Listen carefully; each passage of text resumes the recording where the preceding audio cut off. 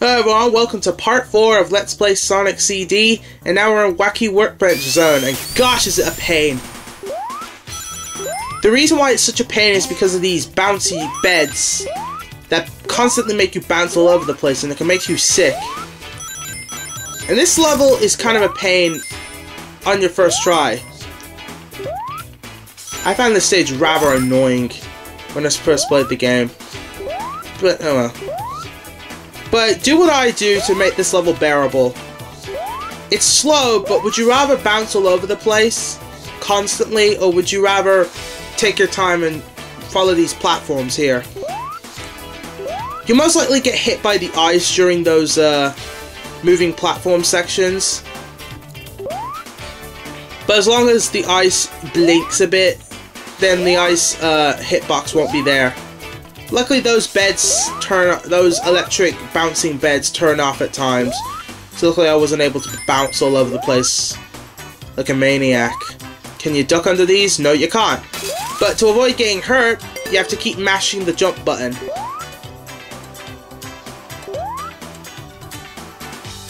Now some of these round platforms could spin you around like that and they can fling you off, probably. And there are some that are just basic. Again, I was trying to duck to the music. Oh well.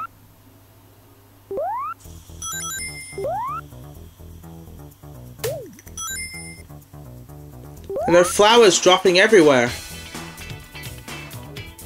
Now, those, there are some platforms, and I put that in quotation marks, that are, you know, not platforms. They just blend together, that they make them look like platforms, so be careful of those.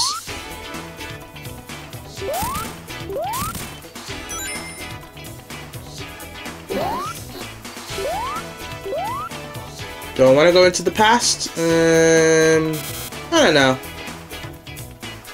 And those pipes aren't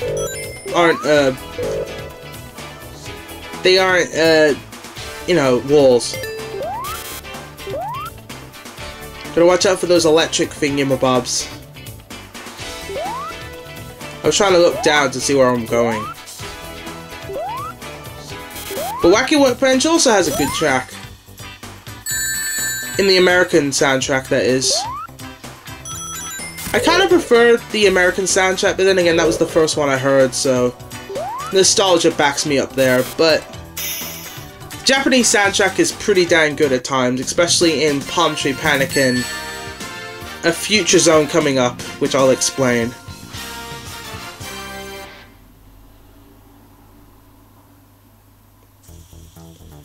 But now we're on Wacky Workbench Act 2. And we have this, well, pusher thingamabob. Remember, don't hold right at that section, just let go. Just let Sonic do all the work, and, well, you'll land in the appropriate spot. I thought that looked really cool when I was a kid.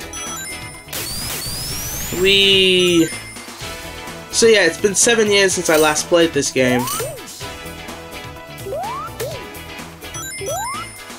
Well, fully that is. Normally between that time I would usually go back and just casually play a level, but I'm talking about fully full.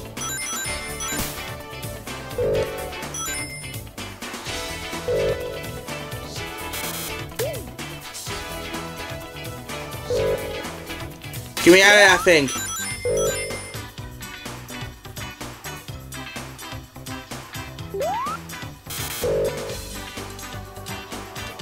Oh wait, by the way, on those things, those spinning things, make sure Sonic is at the back. Either the back or the front. The back when, you know, because it flings him forward. And front, well, obviously it flings him forward as well, but one of the two. I think I'm coming up to one of those sections, so I'll be able to explain properly.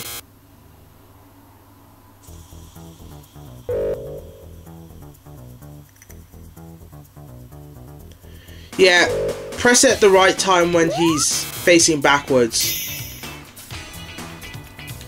And with that said, we're done with this level. Not quite though. Wacky Workbench Act 2 is done.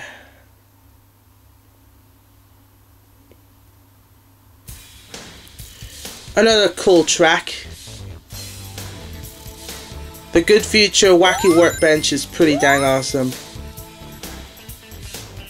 I'm probably gonna go listen to the entire American soundtrack when I finish.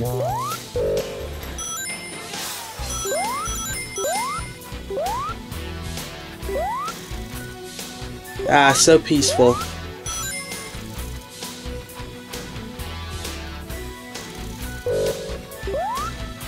Bounce. I should mention about time attack mode. It's pretty much just, you know, replaying the stages and getting the best time, so yeah.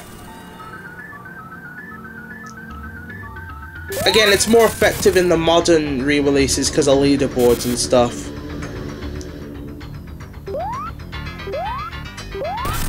But anyway, with this boss fight, you have to hit Eggman. Watch out for the falling debris, well, the rocks. You don't have to worry about the rocks, but watch out for those falling big pieces of debris. And you repeat the same thing again, but then again, Eggman will throw in some spikes at times. Luckily, these things don't crush you, but, well, they crush you, I think, but when you touch them, they just hurt. Eggman's doing the Macarena.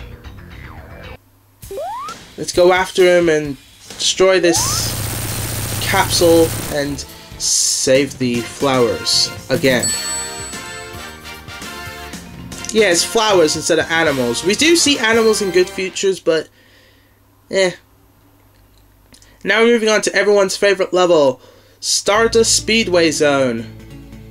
I like the look of this level and the music, but the level itself can be a pain.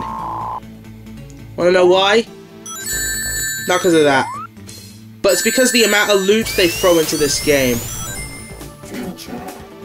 Man, do they really overdo the level design. Even when I thought this game was awesome, well, really awesome back then, I did think this level was really annoying. This could make somebody go. This could make somebody sick. But like Quartz Quadrant, it has this unique thing where if you touch those flipping things, and by flipping I mean those square things, whatever they are, you can actually position yourself between the foreground and the background. So yeah, Stardust Speedway is pretty unique for that. Sonic CD, again, is the most unique out of all the classic Sonic games. Everything else is pretty much the same, regardless of no matter how many power-ups or special abilities or characters are added to the bunch. They're all pretty much the same. But I'll talk more about that in part 5. See you then, and we're going to be facing off with an arch rival next time.